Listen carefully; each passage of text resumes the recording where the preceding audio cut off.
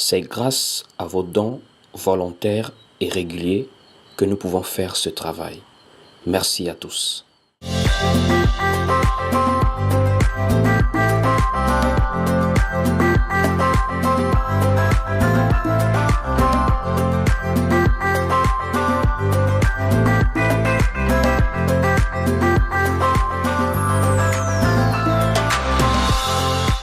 Aujourd'hui, je voudrais partager par rapport à la fin du monde. La fin du monde, qui est une notion assez particulière et qui est enseignée dans les saintes lettres. La fin du monde. Frères et sœurs, qu'est-ce que la fin du monde? Déjà, bibliquement parlant, c'est un terme clair. Nous parlons d'une fin. Pour tous ceux qui croient au Seigneur Jésus-Christ et qui connaissent les prophéties du Seigneur, vous le savez très bien que le Seigneur a annoncé la fin de ce monde. C'est vrai que pour les profanes, le monde s'arrête quand quelqu'un meurt. Mais je me suis souvent laissé étonner d'entendre ce genre de choses, sachant très bien que nous ne parlons pas de la mort de quelqu'un, nous parlons de la fin du monde. Quand quelqu'un meurt, ce n'est pas la fin du monde. Nous parlons ici de la fin du monde. Ça veut dire ce monde comme nous le connaissons, il est appelé à prendre fin. Et je voudrais ensemble que nous puissions aller lire le livre de Matthieu chapitre 24 pour voir où le Seigneur nous parle de cette fin. Allons-y ensemble lire le livre de Matthieu chapitre 24 à partir du verset 3. Ensemble, allons-y lire. Matthieu chapitre 24 à partir du verset 3. Alors, je comprends très bien que plusieurs d'entre vous nous suivent souvent en passant. Mais vraiment, si vous êtes un enfant de Dieu, un chrétien, nous savons que l'évangile, c'est pour toute la terre. Nous sommes appelés à aller jusqu'aux extrémités de la terre.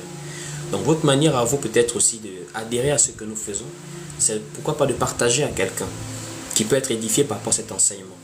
Vous savez, le live augmente, les gens se connectent parce qu'on partage aussi. Donc, même si tu n'as pas l'habitude de le faire, ça ne te coûte rien de partager le live. Donc, nous sommes dans le livre de Matthieu, chapitre 24, à partir du verset 3. Écoutons ce que la parole dit. Il s'assit sur la montagne des Oliviers.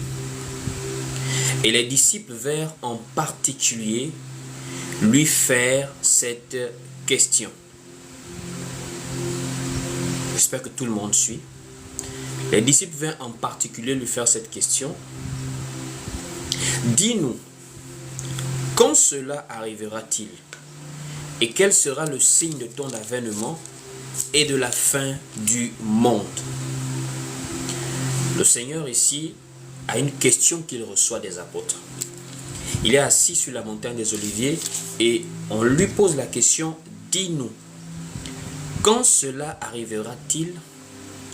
Et quel sera le signe de ton avènement et de la fin du monde? Alors, le Seigneur a la question, certainement, que plusieurs personnes se posent. Est-ce que ce monde est appelé à terminer, à finir? Ça veut dire, est-ce que ce monde est appelé à disparaître, à prendre fin? C'est une question très importante que même si parfois on n'en fait pas un sujet, mais dans notre cœur on se dit, où va le monde par rapport à ce que nous voyons aujourd'hui, par rapport à ce que nous pouvons remarquer qu'il y avait hier, qu'il n'y a plus aujourd'hui. Où est-ce que le monde est en train d'aller? Alors, frères et sœurs, quand on parle de la fin du monde, on parle d'une grande période prophétique qui va se matérialiser par des événements, par une vie qui va au fur et à mesure changer sur la terre, jusqu'à ce que le Seigneur nous crée, nous forme des nouveaux cieux et une nouvelle terre pour ceux qui seront élus avec lui, qui seront sauvés avec lui pour l'éternité. Alors, quelqu'un va me poser la question, donc il y a des privilégiés. Vous savez, Dieu, dans sa souveraineté, nous a donné quelque chose. C'est la capacité de choisir. bien qu'on va dire qu'il sait déjà qui sera sauvé puisqu'il est le maître des temps et des circonstances. Mais là, par exemple, où tu es en face de moi, tu as le choix de croire ou de ne pas croire. Dieu peut simplement nous rendre obéissants comme des anges, sans émotion, sans choisir. Mais la relation qu'il veut avoir avec nous est une relation d'amour. Et il n'y a rien de plus beau dans l'amour que quand ça vient de la volonté de la personne. Un amour qui est forcé par l'intérêt, par beaucoup d'autres choses, n'est pas un amour sain, n'est pas un amour propre. Le véritable amour, c'est un amour qui vient de la volonté de la personne, sans aucune contrainte, sans aucun intérêt derrière. Et cet amour que Dieu veut développer avec nous, nous savons qu'il est Dieu et qu'il peut nous contraindre à l'aimer, mais il veut que nous l'aimions de nous-mêmes. Voici pourquoi nous parlons de ceux qui vont l'aimer. Ils vont bénéficier de cette grâce d'avoir de nouveaux cieux et une nouvelle terre. Alors avant que cela n'arrive, le monde va entrer dans une période qu'on appelle la fin. Et quand nous parlons de fin du monde, on peut aussi dire la fin du temps des nations. On peut aussi dire les derniers temps. En fait, la fin du monde, c'est juste synonyme de ce qu'on appelle les derniers temps. Et ça peut être aussi synonyme de ce qu'on appelle le temps des nations. Pourquoi cela? Alors, frères et sœurs, vous devez déjà comprendre que nous sommes dans le plan de Dieu. Dieu a un grand calendrier prophétique. Et ce calendrier prophétique, nous pouvons le voir par exemple dans le livre de Daniel, chapitre 9.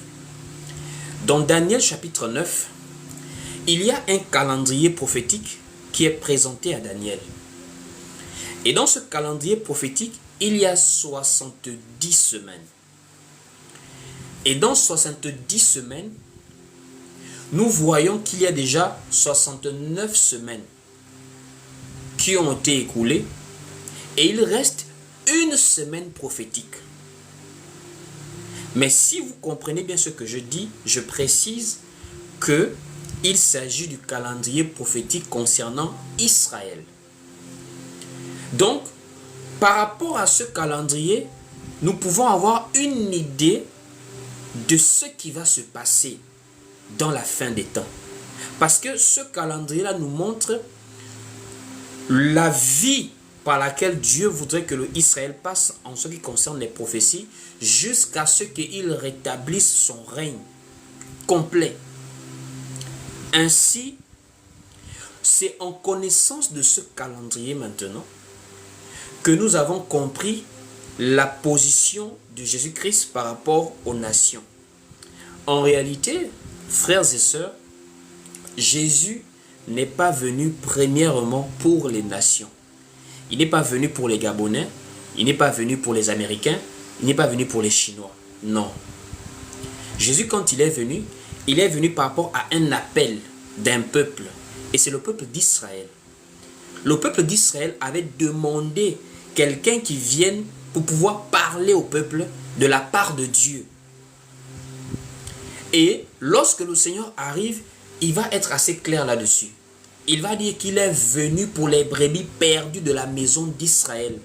Et c'est en cela qu'il va envoyer les apôtres dans Matthieu chapitre 10 par exemple, en disant « N'allez pas vers d'autres nations, mais allez vers les brebis perdues de la maison d'Israël. » Mais quand il le dit, c'est pas qu'il n'aime pas les nations, c'est pas qu'il ne nous aime pas, mais il vient par rapport au calendrier prophétique. Parce que si vous ne le savez pas, Jésus a été annoncé dans le calendrier prophétique. Je voudrais que nous partions le lire ensemble. Allons-y tous dans le livre de Daniel, chapitre 9. Nous sommes ici dans le livre de Daniel, chapitre 9, à partir du verset 24. Mais prenons à partir du verset 23 précisément. Daniel, chapitre 9, à partir du verset 23. Écoutons la parole. Il est écrit ici dans Daniel chapitre 9 à partir du verset 23. « Lorsque tu as commencé à prier, la parole est sortie, et je viens pour te l'annoncer, car tu es un bien-aimé. Sois attentif à la parole et comprends la vision. » Au verset 24 maintenant.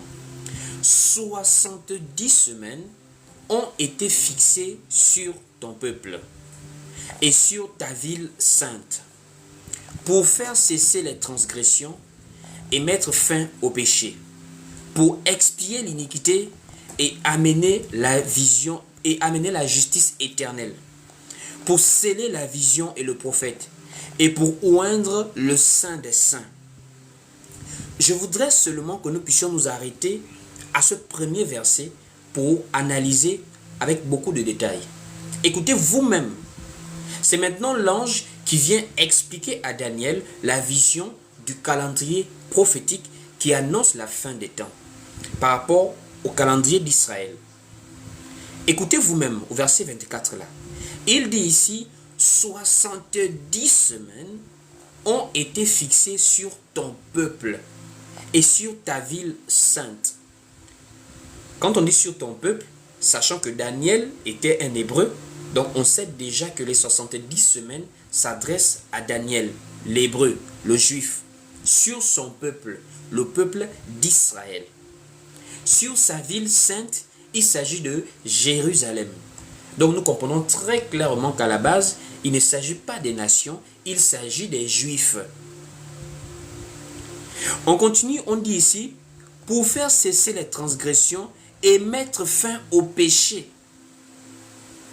Quand on dit pour faire cesser les transgressions et mettre fin au péché, il faut maintenant se poser la question, qui a pu mettre fin au péché?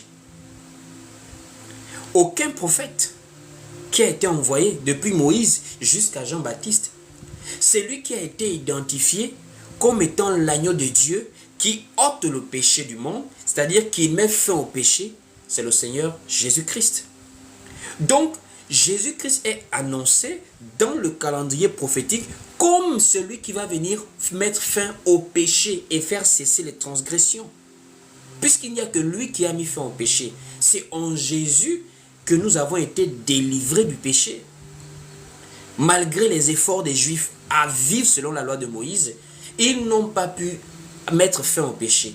Il n'y a que Jésus-Christ qui a pu mettre fin au péché. On continue en disant, pour expier l'iniquité et amener la justice éternelle.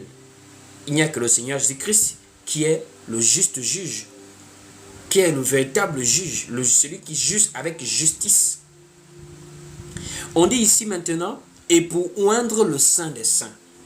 Donc à la base, c'est comme une sorte d'introduction pour voir ce qui va se passer dans les 70 semaines prophétiques qui concernent le calendrier juif, qui concerne le peuple d'Israël. Donc nous voyons déjà que le peuple d'Israël est maintenant sous le coup des promesses. Il y a un planning de Dieu sur ce peuple-là. Allons-y en descendant. Nous sommes maintenant au verset 25 de Daniel chapitre 9. Écoutez très bien. On dit ici, sache-le donc et comprends. Depuis le moment où la parole a été annoncée que Jérusalem sera rebâtie jusqu'à loin au conducteur, il y a 7 semaines. Je vais vous apprendre à compter ce calendrier prophétique. Écoutez très bien. On dit, depuis le moment où la parole a annoncé que Jérusalem sera rebâtie jusqu'à loin au conducteur, il y a 7 semaines. Donc nous sommes dans 70 moins 7 semaines. 70 moins 7, il reste 63 semaines. Suivez très bien. La vision, l'ange est en train d'expliquer à Daniel que depuis que la parole a annoncé que Jérusalem sera rebâtie, il y a 7 semaines. Donc, sachant que le calendrier a 70 semaines, on enlève déjà 7 semaines, il reste 63 semaines de ce calendrier dont nous parlons, le calendrier prophétique. On continue, après déjà enlever les 7 semaines, il reste 63 semaines. On dit ici, il y a 7 semaines, donc, maintenant après on dit, dans 62 semaines, les places et les fossés seront rétablis, mais en des temps fâcheux. Donc, après cette semaine, on est maintenant dans 62 semaines. Et on continue avec les 62 semaines là au verset 26. On dit, après les 62 semaines, un ou un sera retranché. On a déjà 7 semaines. Enlevé du calendrier de 70 semaines, il reste 63 semaines. Et on dit après les 62 semaines, sachant déjà qu'on avait déjà enlevé 7 semaines et qu'on a ensuite parlé d'après les 62 semaines. Or, 70 moins 7, il reste 63. Et 63 moins 62, il reste une semaine. Donc, avant que le ouan arrive, on a vu s'écouler 69 semaines. C'est-à-dire 7 premières semaines, plus 62 semaines, ça fait 69 semaines. Donc, 70 semaines, moins 69 semaines, il reste une semaine. Et ce que nous remarquons, c'est que après les 62 semaines qui sont venues s'ajouter aux 7 semaines pour faire 69 semaines, on dit après les 62 semaines, un ouin sera retranché. Alors cette précision est très particulière. Pourquoi? Parce que le seul qui a été ouin pour venir délivrer du péché, pour venir mettre fin aux transgressions, pour venir sauver en un mot son peuple, le peuple d'Israël, c'est le Seigneur Jésus-Christ. Donc, Jésus apparaît maintenant dans le calendrier prophétique à la 69e semaine.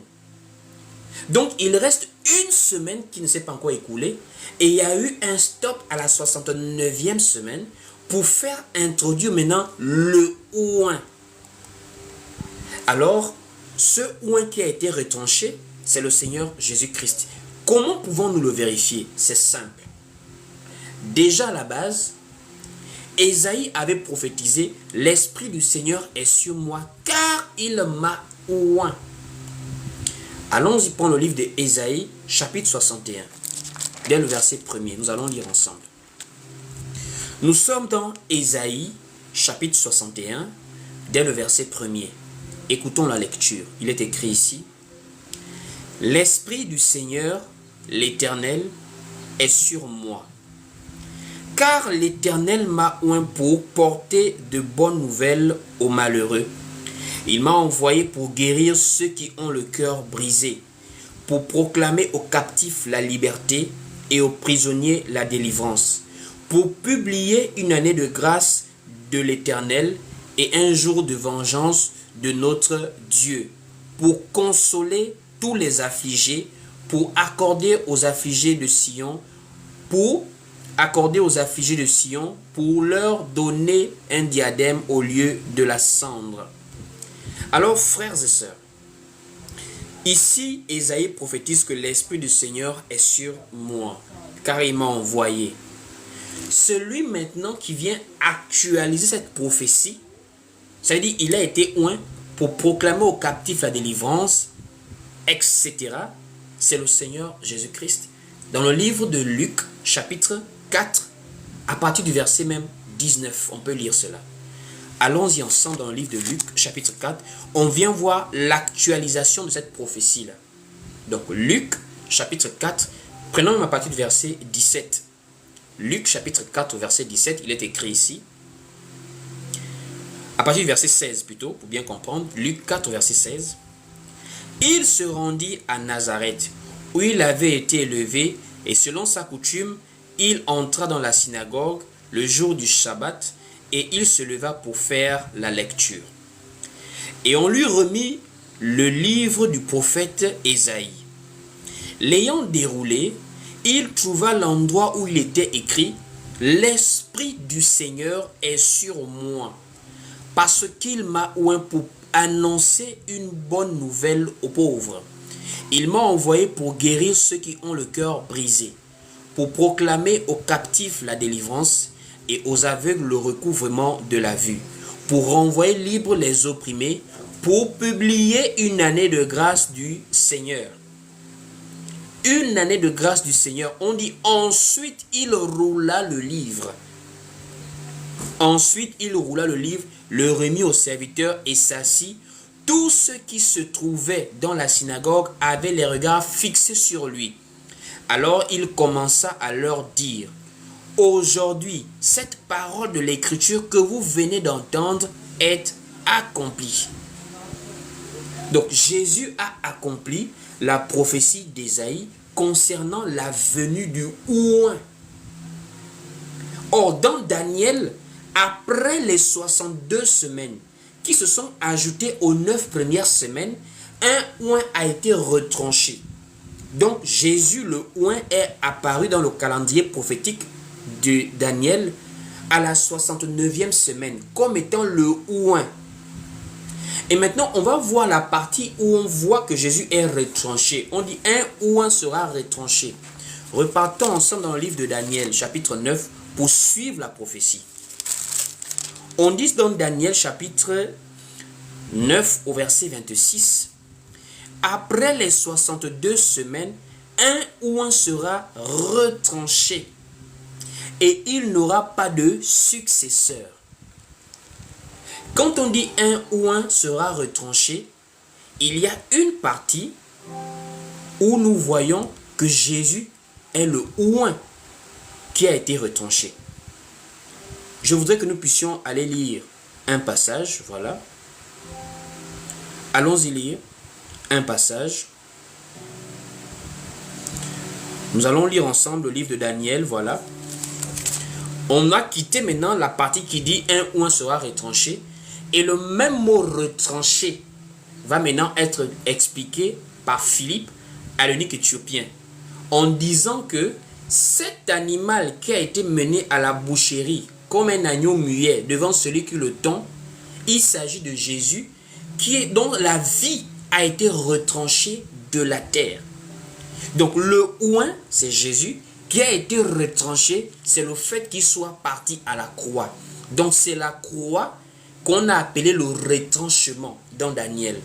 Donc, quand on dit un Oint sera retranché, ça veut dire Jésus va aller mourir à la croix.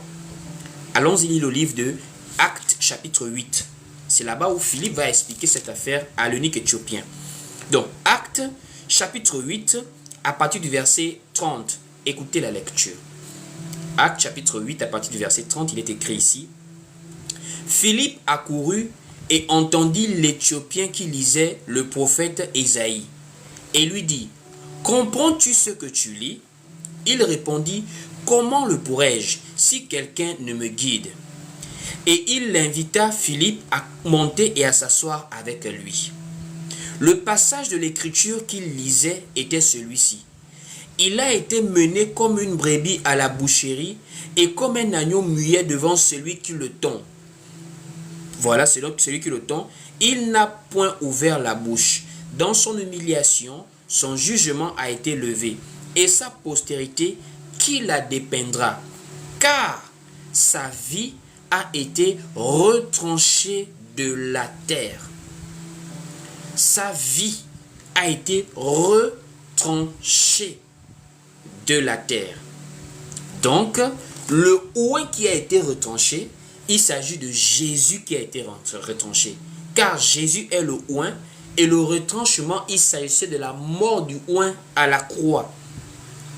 Donc, si nous revenons posément sur le livre de Daniel, nous comprenons que Jésus apparaît à la 69e semaine du calendrier prophétique d'Israël. Et donc, nous voyons ici, après les 62 semaines, un Oint sera retranché et il n'aura pas de successeur. Cette partie-là, il s'agit maintenant de la venue de Jésus-Christ. Donc, en un mot, frères et sœurs, Jésus est apparu à la 69e semaine du calendrier prophétique des Juifs. Or, dans le calendrier prophétique des Juifs, il y a 70 semaines. En un mot, il reste maintenant une semaine aux Juifs avant que tout le calendrier se referme. Maintenant, on va descendre pour comprendre ce qui se passe dans la suite. On dit ici, dans la suite, Le peuple d'un chef, nous sommes dans Daniel 9 au verset 26. Le peuple d'un chef qui viendra détruira la ville et le sanctuaire, et sa fin arrivera comme par une inondation. Il est arrêté que les dévastations dureront jusqu'au terme de la guerre. Il fera une solide alliance avec plusieurs pour une semaine.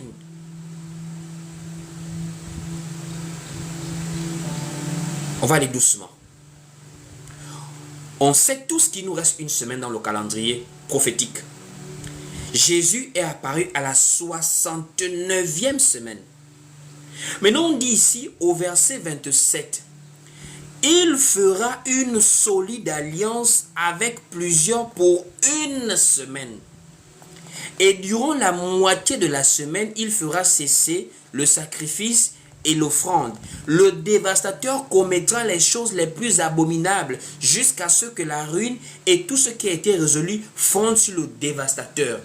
On est en train de parler de la dernière semaine. De la dernière semaine. Mais la dernière semaine là, ce qui va nous montrer ce qui va se passer, c'est une solide alliance qui va se passer entre plusieurs et le dévastateur qui va s'allier avec les Juifs.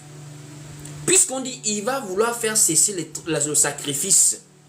Or on sacrifie où? On sacrifiait dans le temple à Jérusalem. On dit ici, le dévastateur fera cesser, voilà. Il fera une solide alliance avec plusieurs pour une semaine, et durant la moitié de la semaine, il fera cesser le sacrifice et l'offrande. Le dévastateur commettra les choses les plus abominables. Donc, qu'est-ce qui se passe dans cette affaire d'alliance-là? Déjà, nous sommes en plein pied dans la fin du monde. Mais la fin du monde là, ça se passe en corrélation avec le calendrier prophétique des Juifs. Dans ce calendrier prophétique, Jésus marque un point marquant très important. Jusqu'à l'arrivée du Seigneur, Dieu était tourné vers Israël. Voici pourquoi il traitait premièrement avec les Juifs. Et ce sont les Juifs qui avaient demandé la venue de quelqu'un qui pourra parler de la part de Dieu.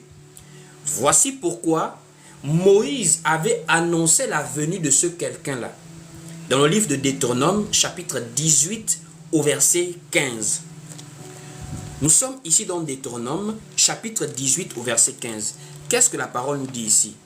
Lisons un peu Deutéronome, chapitre 18, au verset 15. Il est écrit dans Deutéronome 18, au verset 15, je vais lire. Deutéronome, chapitre 18, au verset 15. Il est écrit ici, l'Éternel, ton Dieu, te suscitera du milieu de toi, d'entre tes frères, un prophète comme moi. Vous l'écouterez. Il répondra ainsi à la demande que tu fis à l'Éternel, ton Dieu, à Horeb. Je ne sais pas si vous comprenez. Moïse dit, celui qui viendra, qui sera comme moi. Le prophète à la dimension de Moïse, c'est Jésus-Christ. Puisque aucun prophète après Moïse ne s'est assimilé à Moïse. Moïse est celui qui a apporté la loi. Et quelqu'un d'autre qui apporte autre chose, c'est Jésus-Christ qui a apporté la grâce. Donc, de la même manière que Moïse a ouvert une dispensation, la loi, Christ est celui qui était comme Moïse, qui a apporté une nouvelle dispensation dans la grâce. Donc, celui qui devait être comme Moïse, il viendra pour répondre à la demande faite par les Israélites à Dieu. Quelle est cette demande? Il répondra ainsi à la demande que tu fis à l'Éternel ton Dieu à Horeb, le jour de l'assemblée. Quand tu disais que je n'entende plus la voix de l'Éternel mon Dieu, et que je ne vois plus ce grand feu, afin de ne pas mourir. L'Éternel me dit, ce qu'ils ont dit est bien. Je leur susciterai du milieu de leurs frères un prophète comme toi. Je mettrai mes paroles dans sa bouche et je leur dirai et il leur dira tout ce que je lui commanderai. Ainsi, quand on voit cela, nous commençons déjà à comprendre que Jésus vient par rapport à une demande. La demande a été faite par les Juifs. Voici pourquoi, frères et sœurs, comprenons très bien ce qui se passe. C'est la raison pour laquelle, quand Jésus va envoyer les apôtres, dans le livre de Matthieu chapitre 10, Jésus va dire « Allez vers les brebis perdues de la maison d'Israël ». Pourquoi? Parce que la parole qui était au commencement Dieu et avec Dieu, elle est venue chez les siens par rapport à la prophétie. Quand elle vient chez les siens, déjà le calendrier prophétique avait annoncé qu'un ouin sera retranché. Le ouin en question, ce n'était pas un Gabonais, ce n'était pas un Américain, c'était un Juif. Pourquoi? Parce que la prophétie avait été donnée par un prophète juif hébreu. Il s'agissait de Ésaïe. Dans Ésaïe 61, nous voyons que Ésaïe annonce la venue d'un ouin. Et Jésus, qui est un Israélite à la base, va maintenant venir dire « L'Esprit du Seigneur est sur moi ». Et ça s'est accompli aujourd'hui. Ainsi, nous comprenons maintenant pourquoi la parole dit « La parole qui était au commencement est venue chez les siens ». Donc, à la base, quand Jésus arrive, Jésus vient marquer une pause dans le calendrier prophétique. Pourquoi? Parce que vous allez remarquer, on s'est bloqué à la 69e semaine jusqu'à l'arrivée du oint, et c'est maintenant après le retranchement du oint qu'on parle devant maintenant du dévastateur qui va faire une solide alliance. Donc il y aura une solide alliance et ça va se passer par rapport au temple de Jérusalem. Or, il y a quelque chose qui va se passer dans la prophétie. On montre déjà que Jésus-Christ est arrivé pour répondre à l'appel des Juifs et il est arrivé également pour pouvoir accomplir la prophétie dans le calendrier prophétique. Et la parole dit, elle est venue chez les siens. On peut aller vérifier cela dans le livre de Jean, chapitre 1er. Nous sommes dans Jean, chapitre 1er, voilà. Jean, chapitre 1er, à partir du verset 10. Jean, chapitre 1er, à partir du verset 10, il est écrit ici. Elle était dans le monde, et le monde a été fait par elle, et le monde ne l'a point connue. Elle est venue chez les siens. La parole qui était Dieu au commencement, qui était avec Dieu, elle est venue chez les siens. Donc, à la base, frères et sœurs, quand Jésus arrive pour les Juifs. Mais il y a quelque chose qui s'est passé pour qu'il se retrouve vers nous maintenant les nations. Quelque chose s'est passé. Quand il arrive vers les Juifs pour répondre à l'appel des Juifs à Horeb, une montagne où Dieu avait parlé aux Juifs et ils ont eu peur. Ils ont dit non, on ne veut plus, sinon on peut mourir. Dieu a dit c'est bien, je veux envoyer quelqu'un qui va leur parler de ma part. Donc les Juifs attendaient la venue d'un Messie. Et quand le Messie arrive, étrangement, ils ne l'ont point connu. Ils l'ont rejeté. Voici pourquoi on dit maintenant, elle est venue chez les siens et les siens ne l'ont point reçu. C'est au moment où Jésus est rejeté par les Juifs qu'il se tourne maintenant vers les nations. Donc nous sommes toujours à la 69e semaine. Donc ça a été bloqué prophétiquement parce que Jésus va vers les Juifs pour pouvoir terminer le calendrier prophétique. Mais quand il va vers les Juifs le rejettent. Les Juifs l'ont crucifié. Donc quand Jésus maintenant est rejeté par les Juifs, il va maintenant se tourner vers les nations.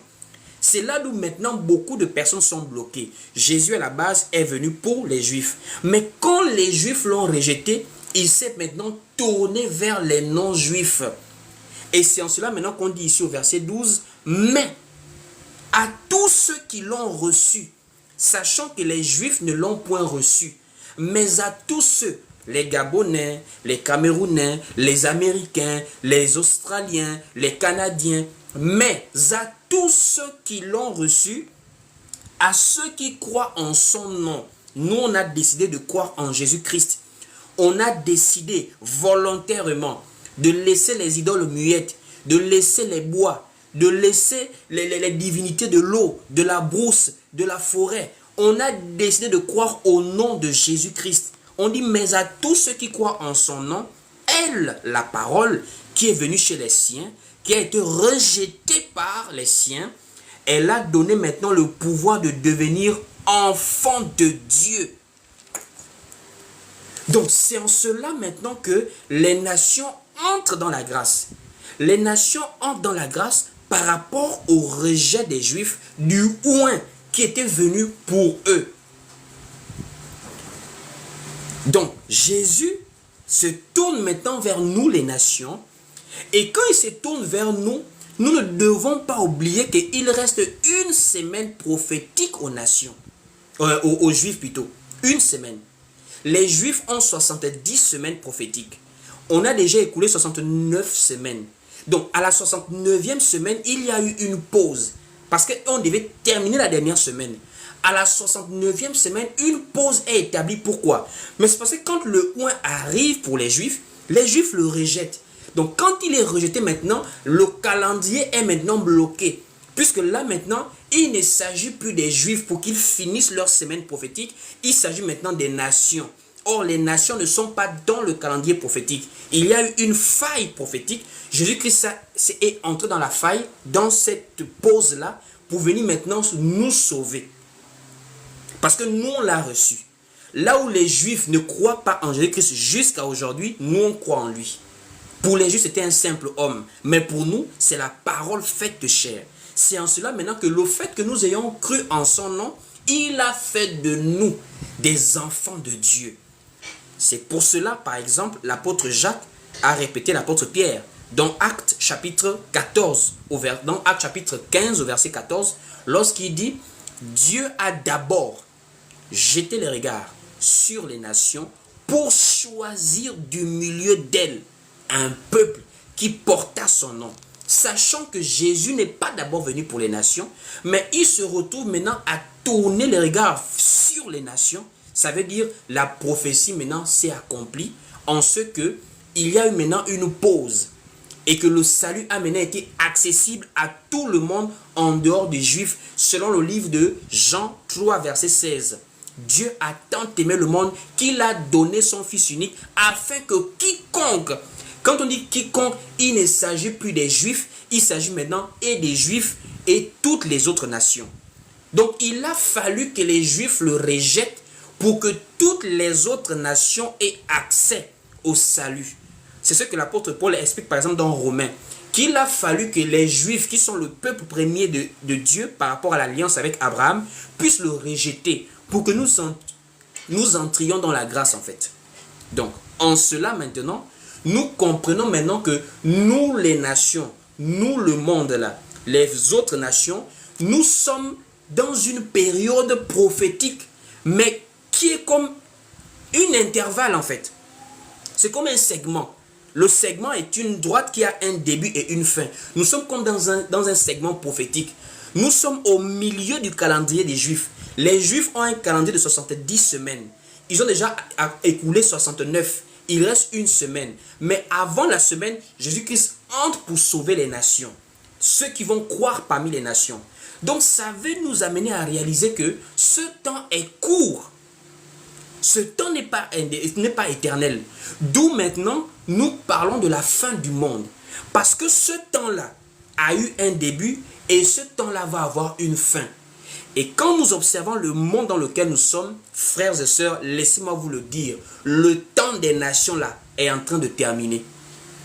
Et ça va bien finir quand Christ va enlever l'Église. Parce que Christ n'a pas pris toutes les nations. Christ a pris un peuple parmi les nations. Une fois que ce peuple parmi les nations quitte la terre, le calendrier prophétique recommence maintenant à s'écouler pour pouvoir toucher la dernière semaine prophétique. En cela, nous comprenons maintenant pourquoi, quand nous parlons de la venue de Jésus-Christ pour mourir à la croix, c'est là où réellement la fin du monde aussi même a démarré. Puisque la fin du monde, c'est aussi la fin des temps. Allons-y lire par exemple quelque chose. Le livre de Hébreux, chapitre 1er, va nous révéler quelque chose. Hébreu nous dit, après avoir à plusieurs reprises et de plusieurs manières parlé à nos pères par les prophètes, sachant que quand on parle des Hébreux, on parle d'Israël. Donc, pendant plusieurs siècles, Dieu a parlé avec eux par les prophètes, donc les Juifs. Dans ces derniers temps, Dieu nous a parlé par le Fils. Donc, ça veut dire, quand le Fils est entré en scène, quand Jésus-Christ est arrivé, les derniers temps ont commencé. Donc c'est Jésus en réalité qui a ouvert le temps prophétique qu'on appelle dernier temps, qui nous conduit pas à pas jusqu'à la fin du monde. Parce que quand nous parlons de fin du monde, c'est parce que dans le livre d'Apocalypse par exemple, nous voyons qu'il y a de nouveaux cieux et une nouvelle terre pour les élus de Dieu. Donc cette terre-là est appelée à prendre fin. Mais pour qu'elle puisse prendre fin, il faut déjà que les derniers temps qui représentent le temps des nations puissent arriver à accomplissement. On va maintenant voir comment est-ce que Jésus-Christ a ouvert les derniers temps et comment les derniers temps vont terminer. Puisqu'il y a le début du temps de la fin des derniers temps, il y a aussi la fin des derniers temps. Voici pourquoi pour nous, quand nous observons le monde dans lequel nous sommes, quand nous regardons les informations à la télévision, sur Internet, nous ne voyons pas les choses comme le monde voit. Nous sommes en train de surveiller la venue du Seigneur. Parce qu'il y a des signes qui vont avoir lieu dans le monde, qui vont marquer les croyants en Jésus-Christ que votre délivrance est proche, l'enlèvement est proche, Christ est déjà en train de venir vous prendre. Alors comment est-ce que les derniers temps commencent? Nous sommes en train de parler de la fin du monde.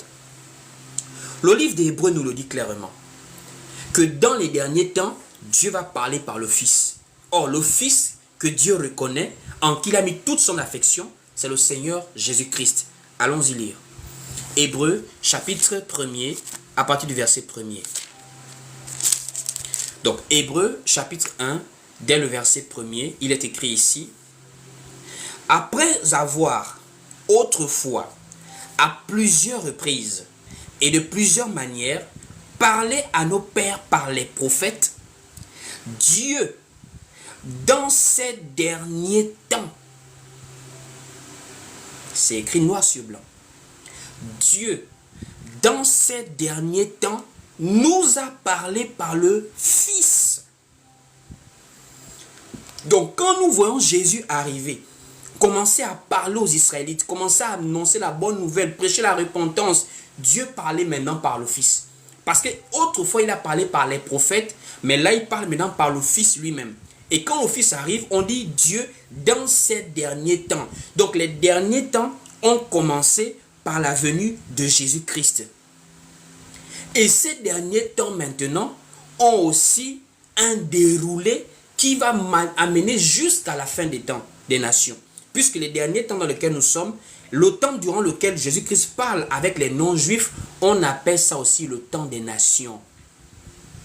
Le temps des nations.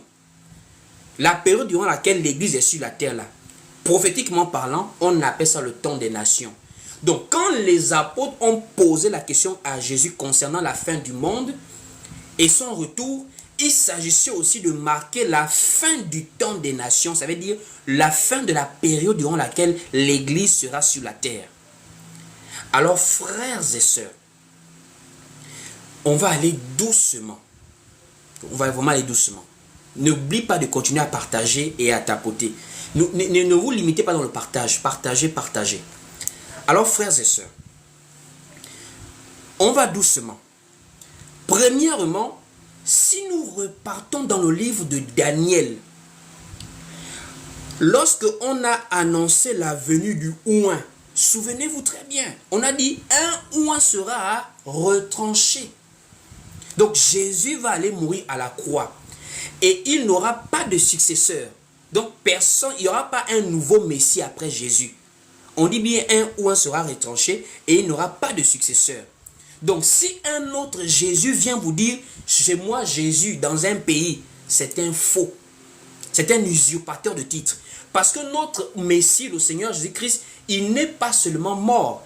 Il est mort et ressuscité afin d'être le seul éternellement. Donc, il n'aura pas de successeur. Maintenant, après cela, il y a quelque chose qui a été dit dans la prophétie. On va aller relire ensemble. Je voudrais qu'on relise ensemble. Repartons dans Daniel, chapitre 9. Nous sommes ici à partir du verset 26. Daniel, chapitre 9, au verset 26. Qu'est-ce que la parole nous dit ici? Daniel 9, au verset 26. Écoutez bien ce qui est écrit. On dit, après les 62 semaines, un ou un sera retranché. Et il n'aura pas de successeur. On dit, le peuple d'un chef qui viendra détruira la ville et le sanctuaire. Et sa fin arrivera comme par une inondation. Il est arrêté que les dévastations dureront jusqu'au terme de la guerre. Sachant que tous ces événements qui ont été annoncés doivent s'accomplir pour pouvoir suivre correctement le cours de la prophétie. Frères et sœurs, on a bien vu comment le oint a été retranché. Jésus-Christ est mort à la croix. Maintenant, l'affaire que le peuple d'un chef qui viendra détruira la ville et le sanctuaire. Sachant que quand on parle de la ville, il s'agit de la ville sainte des Juifs d'Israël qui est Jérusalem. Et quand on parle du sanctuaire, il s'agit du temple de Jérusalem. Alors il va falloir maintenant qu'on se pose la question. Est-ce que cette prophétie a vu le jour? Puisque c'est dans la continuité, dans la progression prophétique. Pour voir la fin du temps des nations, il faut obligatoirement qu'on puisse identifier cet événement dans l'histoire. Est-ce que la ville de Jérusalem a déjà été envahie après le départ du Seigneur? Oui. Est-ce que le temple de Jérusalem a été détruit après le départ du Seigneur? Oui. Et je vais même vous montrer que Jésus-Christ lui-même avait annoncé cela. C'est même ce qui s'est passé dans Matthieu 24. Puisque dans Matthieu 24, les apôtres sont en train de présenter à Jésus la beauté du temple. Mais Jésus leur dit, voyez-vous tout ceci, il ne restera pas ici pierre sur pierre qui ne soit renversée. Jésus-Christ est en train de parler prophétiquement de deux aspects. Il parlait de son propre corps, le temple qui devait aller à la croix et ressusciter, mais il parlait aussi de la prophétie qui annonçait la destruction physique du temple de Jérusalem. Et c'est dans le livre par exemple de Luc, chapitre 21 au verset 24, que nous voyons bien cela. Allons-y voir dans Luc comment il va expliquer ça avec les détails. Allons-y lire Luc, chapitre 21. Luc, nous sommes ici dans Luc, voilà. Chapitre 21, voilà, à partir du verset 24. Luc 21 au verset 24, il est écrit ici, « Ils tomberont sous le tranchant de l'épée. Ils seront amenés captifs parmi toutes les nations. Et Jérusalem, la ville sainte qui a été annoncée dans Daniel, qu'elle sera envahie. Donc, et Jérusalem sera foulée aux pieds par les nations, jusqu'à ce que les temps des nations soient accomplis. » Donc, pour parler de la fin du monde, il faut parler des événements qui vont se passer après la venue de Jésus, après sa mort, sa résurrection. Qu'est-ce qui va suivre? Premièrement, quand Jésus arrive, le temps des nations commence. Les prophéties s'enchaînent. Jésus-Christ, le oint, part à la croix. Il meurt, il ressuscite. Quand il ressuscite maintenant, le peuple d'Israël va subir la prophétie. Ils vont tomber sous le tranchant de l'épée. Ça veut dire que les nations vont envahir Jérusalem. Et quand nous parlons des nations, nous représentons les nations par l'empire qui dominait l'époque, l'empire romain. Parce que quand Paul disait même qu'il a été envoyé pour les nations, il est parti jusqu'à Rome. Parce que quand on parlait de Rome, on parlait aussi des nations. C'était Rome qui dominait l'époque. Donc, Jérusalem est tombé sous le tranchant de l'épée. Et quand nous voyons dans l'histoire, en l'an 70, avec le général Titus, nous voyons comment Jérusalem a été envahi par l'Empire romain. Vous pouvez aller taper sur Internet, c'est documenté là-bas. Donc Jérusalem est tombée sous le tranchant de l'épée, conformément à la prophétie de Daniel qui a été confirmée par le Seigneur. Et quand on dit le tranchant de l'épée, c'était une guerre, une invasion. C'est vraiment une guerre. Des gens sont morts. Les Romains ont attaqué Jérusalem. Comme beaucoup de Juifs à l'époque ne réalisaient pas qu'on était dans la prophétie, pour eux, nous sommes le peuple d'Israël, les fils d'Abraham. Vous n'allez pas arriver ici. Alors que Jésus lui-même avait déjà annoncé que Jérusalem sera foulée aux pieds. Et ils ont été pris, ils ont été amenés en déportation. Parce qu'on dit bien, ils seront amenés captifs parmi toutes les nations. Parmi toutes les nations. Voici pourquoi on retrouve les Juifs un peu partout. Même jusqu'en Éthiopie, il y a les Juifs. Il y a les Juifs un peu partout en Europe. C'est depuis à l'époque quand Rome avait envahi Israël, Jérusalem, qu'ils ont amené les Juifs en déportation de partout dans le monde. Ainsi, la prophétie a vu le jour. Mais il y a un détail qu'il faut comprendre. On dit, jusqu'à ce que les temps des nations soient accomplis. Donc, quand la prophétie est lancée, qu'ils ont été amenés captifs, il va maintenant falloir observer quelque chose. À quel moment pourrons-nous parler de la fin? Puisqu'il y a des signes de la fin.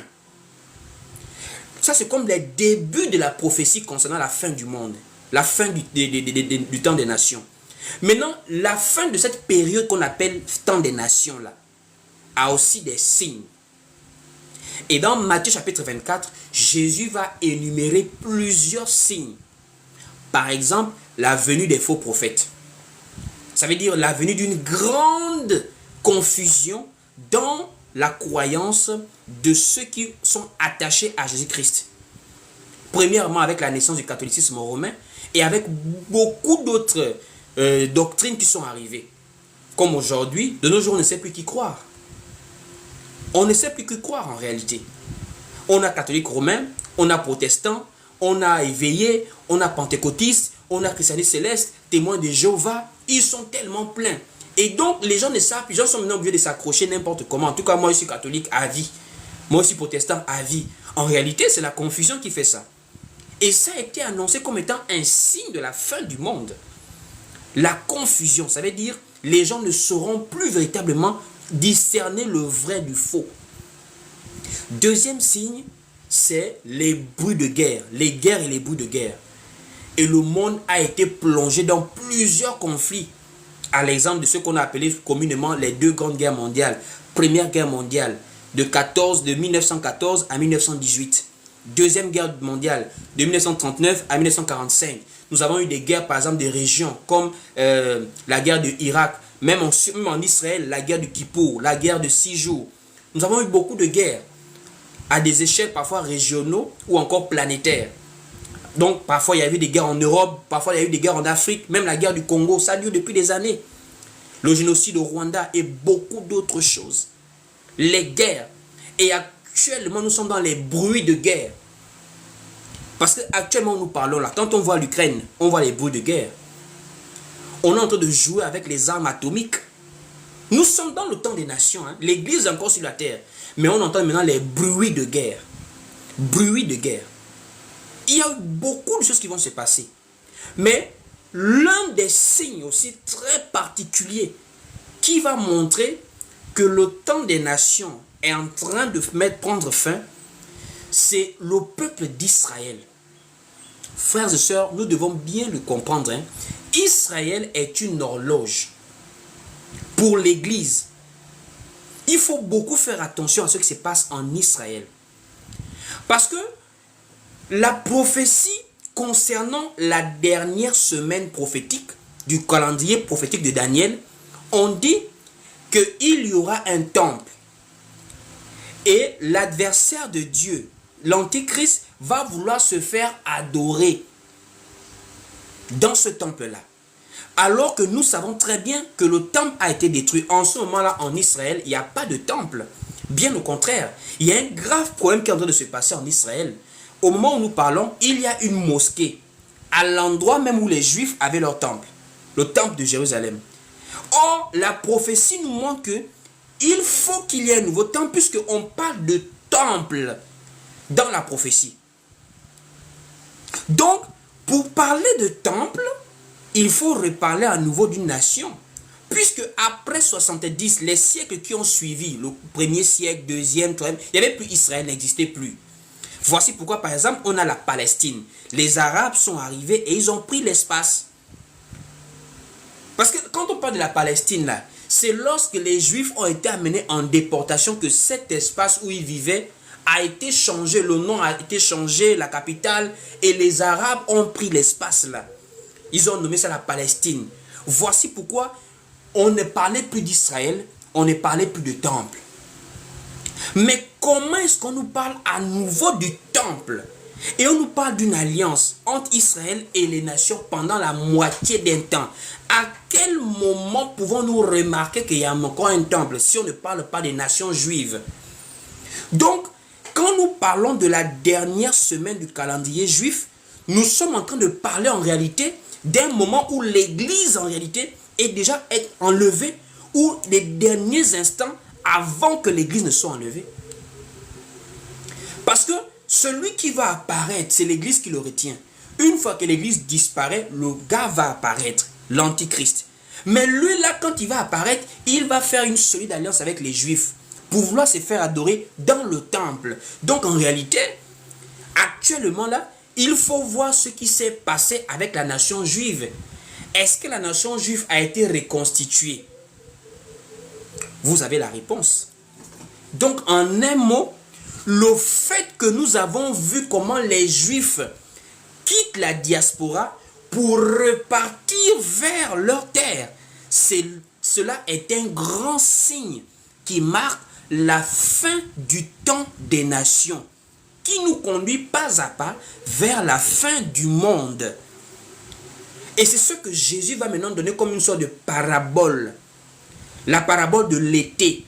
Allons-y voir le livre de Matthieu chapitre 24 au verset 32.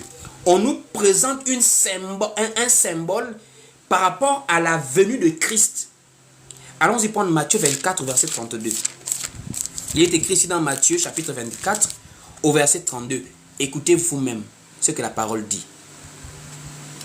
Il est écrit ici: instruisez-vous par une comparaison tirée du figuier.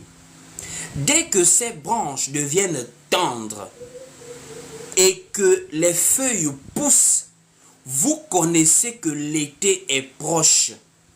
De même, quand vous verrez toutes ces choses, sachez que le Fils de l'homme est proche à la porte. On dit, quand vous voyez le figuier, vous voyez que dès que ces branches deviennent tendres et que les feuilles poussent, vous connaissez que l'été est proche. Or, le figuier est un arbre. Et l'arbre représente un lieu d'habitation des oiseaux. Or, quand nous parlons des oiseaux, parfois nous pouvons représenter les croyants même par rapport aux oiseaux. Par exemple, les aigles. Donc, l'arbre devient comme étant un lieu d'abri. Et nous disons, dans la parabole, quand les feuilles deviennent tendres, et que quand les branches deviennent tendres et que les feuilles poussent, vous savez que l'été est proche. Ça veut dire, lorsque un arbre commence à récupérer ses branches, etc., nous savons qu'il redevient possible de s'y abriter. Ainsi, la terre d'Israël a été dépeuplée des Juifs en l'an 70 dans le 1er siècle par l'invasion de l'Empire romain. Et quand nous allons remarquer que les Juifs quittent la diaspora pour repartir regagner leur terre. Parce que quand ils regagnent leur terre, on est maintenant en train de préparer la construction du 3e temple. Sinon du temple qui a été annoncé dans les derniers temps concernant l'Antéchrist. Donc nous savons que cela a marqué un grand point prophétique dans la fin du monde. Et quelle était la date à laquelle la nation d'Israël a été reconstituée? C'était en 1948 que nous avons vu un décret de l'ONU en quelques heures pour voir comment une nation est créée. Et en 1948, nous sommes sortis de la Seconde Guerre mondiale après les conférences, les procès de Nuremberg, on décide de créer l'État juif, l'État d'Israël. Et nous avons vu comment les Juifs sont répartis en masse sur leur terre. La terre d'Israël, Jérusalem. Et c'est là où ils sont jusqu'à aujourd'hui en train maintenant de se battre avec la prophétie parce qu'ils ont maintenant trouvé un autre peuple qui est là, le peuple arabe, qu'on appelle les Palestiniens, qui eux aussi sont installés depuis des siècles, qui ont maintenant une mosquée. Or, Israël actuellement là est détentrice de l'arme atomique, il faut quand même le savoir. Israël est allié des États-Unis, la première puissance mondiale. Donc nous sommes dans des enjeux planétaires où une guerre mondiale peut éclater à n'importe quel moment. Mais pour nous, nous savons que la prophétie suit son cours. C'est pour dire à quelqu'un, depuis que Israël est réparti sur sa terre, nous sommes en sursis prophétique. Parce qu'en réalité, l'Église actuellement sur la terre a déjà presque vu toutes les prophéties. Ce qu'il reste à l'Église, c'est l'enlèvement. Parce qu'Israël maintenant va bientôt entamer la dernière semaine du calendrier prophétique. C'est ce par exemple que l'apôtre Paul peut maintenant nous expliquer dans le livre de 2 Thessaloniciens. L'apôtre Paul nous dit, c'est maintenant l'Église qui bloque l'Antichrist d'apparaître. Or, quand l'Antichrist apparaît, il y aura une semaine qui sera divisée en deux parties. La moitié de la semaine. Et dans la moitié de la semaine, il y aura la paix avec Israël par rapport à l'Antichrist et aux nations. Mais comme Israël ne voudra pas adorer cet imposteur qui va vouloir se faire adorer, c'est maintenant dans l'autre moitié de la semaine que la grande tribulation va commencer. Là, l'Église ne sera plus sur la terre. Allons-y lire le livre de 2 Thessaloniciens, chapitre 2. 2 Thessaloniciens, chapitre 2. Nous sommes ici dans 2 Thessaloniciens, chapitre 2, à partir du verset 3. 2 Thessaloniciens, chapitre 2, à partir du verset 3, il est écrit ici, « Que personne ne vous séduise d'aucune manière, car il faut que l'apostasie soit arrivée auparavant et qu'on ait vu paraître l'homme du péché, le fils de la perdition, l'adversaire qui s'élève au-dessus de tout ce qu'on appelle Dieu ou de ce qu'on adore, jusqu'à s'asseoir dans le temple de Dieu, se proclamant lui-même Dieu. » Écoutez vous-même la prophétie. On dit, l'adversaire qui s'élève au-dessus de tout ce qu'on appelle Dieu ou de ce qu'on adore, jusqu'à s'asseoir dans le temple de Dieu. Quel temple? Puisque l'église, c'est le corps de Christ. Il ne s'agit pas de l'église. Il s'agit du temple de Jérusalem. Mais actuellement, il n'y a pas de temple là-bas. Donc, en un mot, la prophétie est en train de suivre son cours. Il faut une reconstruction du temple de Jérusalem. Parce que quand l'Antichrist va arriver, c'est là-bas où il va vouloir se faire adorer. On dit ici, au verset maintenant 5, « Ne vous souvenez-vous pas que je vous disais ces choses lorsque j'étais encore chez vous? Et maintenant, vous savez ce qui le retient, afin qu'il ne paraisse qu'en son temps. Car le mystère de l'iniquité agit déjà.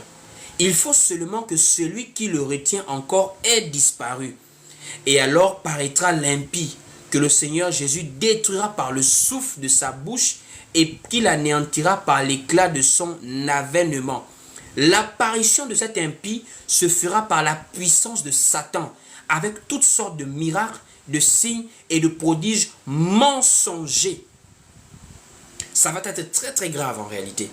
Donc pour nous, depuis qu'Israël est retenu sur sa terre, depuis que nous voyons les faux prophètes arriver, depuis que nous voyons les guerres, les bruits de guerre, depuis que nous voyons les tremblements de terre, les famines partout dans le monde, depuis que nous voyons comment les hommes deviennent de plus en plus pervers, il n'y a plus de frein de nos jours, l'immoralité arrive à son comble, l'apostasie règne déjà. Pour nous, c'est déjà la fin pour l'Église. C'est déjà la fin pour l'Église. Voici pourquoi le livre de Luc dit, quand vous verrez toutes ces choses arriver, levez-vous, redressez vos têtes, parce que votre délivrance approche. Allons-y lire Luc. Le Seigneur nous dit, quand vous verrez toutes ces choses arriver, c'est maintenant le moment de redresser maintenant les têtes. Ça veut dire, ayons maintenant les regards fixés vers le Seigneur. Nous sommes dans le livre de Luc, chapitre 21, au verset 28. Luc 21, au verset 28, il est écrit ici. Quand ces choses commenceront à arriver, redressez-vous et levez vos têtes parce que votre délivrance approche. Or, la délivrance pour l'Église, c'est l'enlèvement. La délivrance, ce n'est pas le faya, le sort de ce corps, c'est l'enlèvement. Parce que cette terre est déjà dans les ténèbres avancées.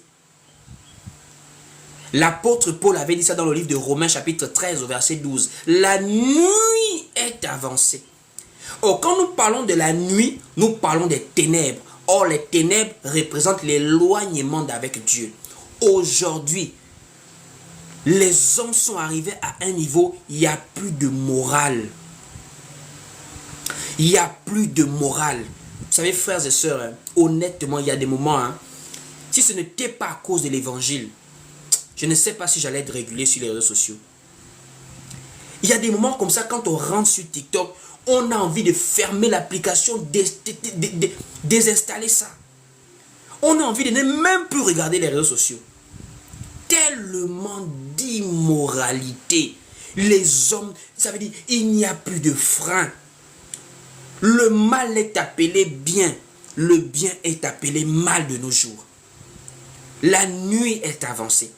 C'est maintenant là où l'église maintenant doit être prête. Parce que plus la nuit avance, plus l'apparition du Seigneur est proche. Parce que c'est lui le soleil brillant du matin.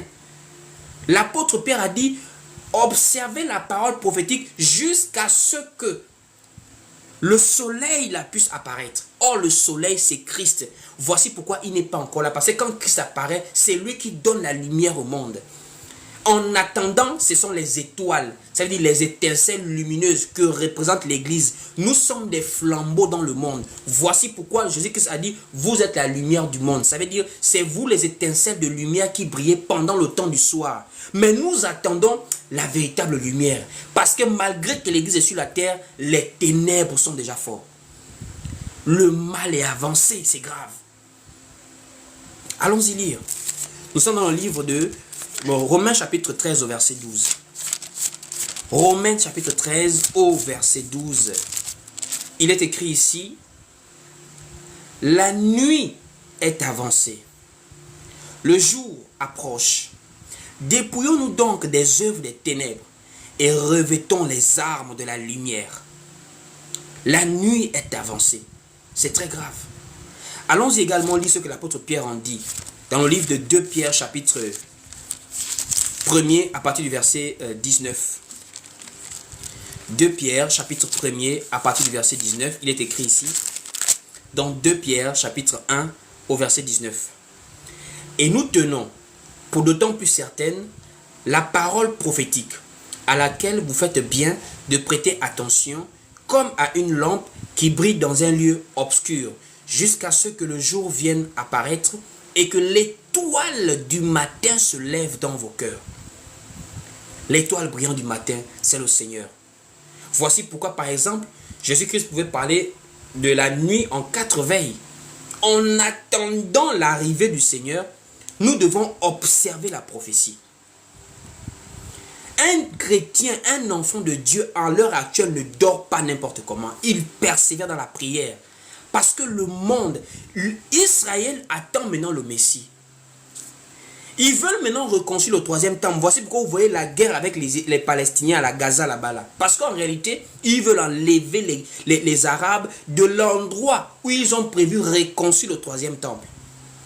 Donc en un mot, nous on mange, on dort, mais la prophétie est en train d'aller loin. L'Église doit bientôt quitter la terre. Parce que l'Antichrist aussi doit maintenant arriver. Quand vous voyez le monde dans lequel nous sommes là. Allons-y lire. Nous partons du livre de Marc, chapitre 13, pour voir les 4 veilles en attendant la venue de Christ. Allons-y, le livre de Marc. Marc, chapitre 13, voilà, à partir du verset 35. Marc, chapitre 13, au verset 35, il est écrit ici.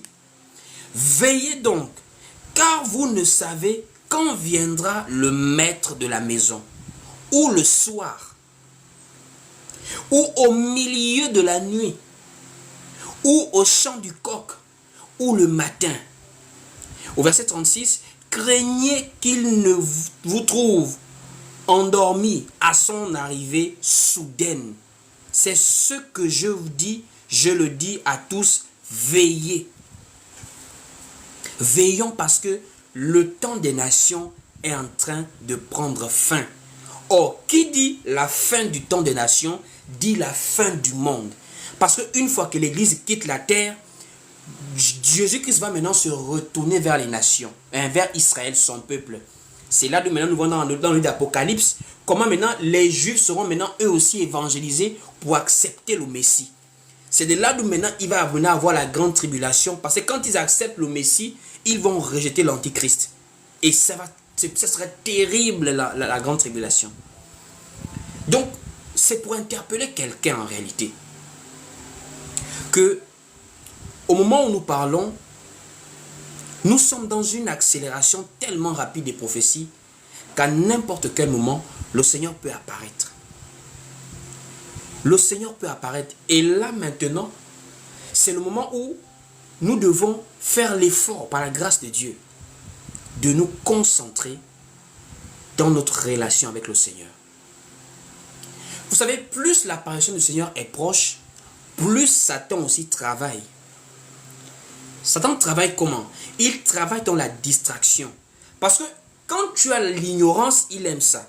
Mais quand tu fais l'effort par la grâce de Dieu d'avoir accès à la connaissance, Satan va maintenant te combattre par la distraction.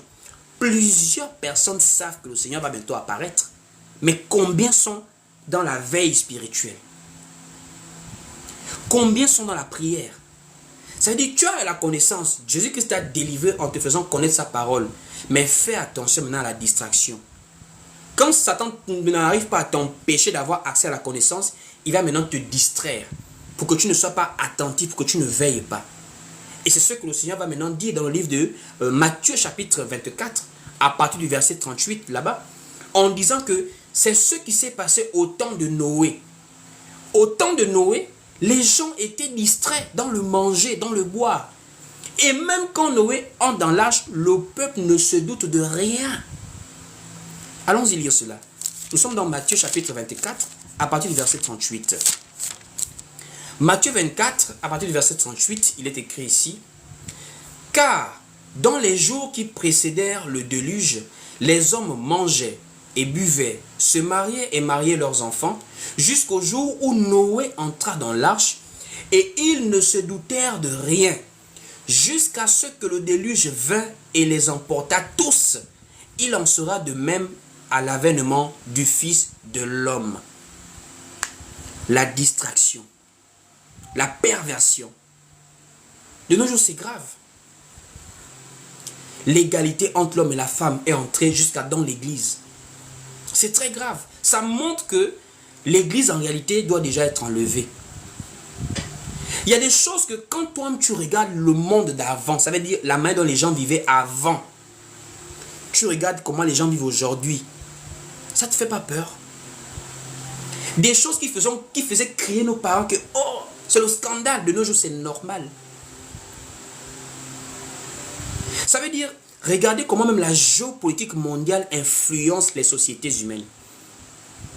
Il y a des gens là, ils ne savent pas que les Occidentaux qui soutiennent l'homosexualité là, mais il y a encore quelques années, ils disaient que les homosexuels étaient des malades mentaux. L'OMS qui vous dit que vous êtes né homosexuel, c'est en vous. Les mêmes Occidentaux, l'OMS là, dans les années 60, 70 là, ils disaient que les homosexuels sont des malades. Mais aujourd'hui, ils ont mis de l'argent, ils ont injecté des milliards dans des programmes scolaires, dans l'audiovisuel, dans la culture, dans les arts. Ils ont tout envahi pour faire une colonisation mentale, pour amener les gens à voir normal que deux hommes peuvent aller ensemble dans l'intimité, que deux femmes peuvent aller ensemble dans l'intimité. Même nos enfants ne sont plus choqués de voir deux hommes dans une maison en tant que mari et femme. C'est grave. C'est très très grave en fait. De nos jours, deux femmes en train de s'embrasser ne choquent plus les gens. Et vous voyez même des gens qui défendent cela, mais des gens vont à l'église. Des gens disent qu'ils croient en Dieu. Voici pourquoi la parole dit, quand l'iniquité se sera accrue, l'amour du plus grand homme se refroidira. Ça veut dire, on va vraiment arriver au temps de Sodome et Gomorrhe, où les gens n'ont plus de frein. De nos jours, ce qui est bien là, devant Dieu, est mal devant les hommes. Qu'est-ce que nous, on a fait aux femmes? Nous, là. Le fait de dire que l'homme n'est pas égal à la femme, nous sommes devenus des misogynes. On a des comptes qui ralentissent. Même quand on observe nos comptes, toi, tu peux remarquer que ton compte est ralenti. Ce compte TikTok marche que quand il y a des lives. Là, vous pouvez partager. Mais les publications sont ralenties. Pourquoi? On est des misogynes pour le monde actuel. Il y a des vidéos qui sont les algorithmes bloquent. On nous rend invisible beaucoup de choses. Parce que le monde actuel va vraiment vers la fin. Voici pourquoi les femmes prêchent dans les églises. Les femmes baptisent. Les femmes font des débats avec des hommes, des débats de l'écriture. Pourquoi? Ce qui a commencé dans le monde est arrivé dans l'église. Le vestimentaire indécent est entré dans l'église. C'est très grave. La légèreté que nous voyons dans le monde est entrée dans l'église. Et quand je dis dans l'église, c'est-à-dire dans le système religieux, parce que la vraie église de Dieu, c'est ceux qui adorent Dieu en esprit et en vérité, selon sa parole. Donc en réalité, quand nous voyons le monde, nous sommes déjà dans la fin. Mais cette fin sera marquée par l'enlèvement de l'église et les prophéties vont démarrer concernant Israël. Donc c'est par ces quelques mots de la fin que je t'invite véritablement à prêter attention à la parole en ce temps de la fin. À véritablement prêter attention. C'est vrai qu'il y a la crise économique, il y a beaucoup de problèmes, mais veillons à notre vie de foi. Veillons à la vie que nous avons dans le Seigneur. Malgré les faiblesses de la chair, efforçons-nous à aimer la parole. Vous savez, on n'est pas sauvé parce qu'on est parfait. On est sauvé parce qu'on a aimé l'avènement du Seigneur. Est-ce que vous le savez? L'apôtre Paul dit que la couronne de vie m'est réservée non seulement à moi, mais à tous ceux qui auront aimé son avènement. Ça veut dire que tu peux avoir des faiblesses, mais accroche-toi à la parole. Aime l'avènement du Seigneur. Soupire après l'enlèvement de l'église. C'est cela que Jésus-Christ viendra prendre. Je voudrais que tu lis ce passage avec moi. Allons-y dans 2 Timothée chapitre 4. Tu vas lire ça. C'est une parole de consolation pour te donner ce soir avant de nous séparer. Nous sommes dans le livre de 2 Timothée chapitre 4.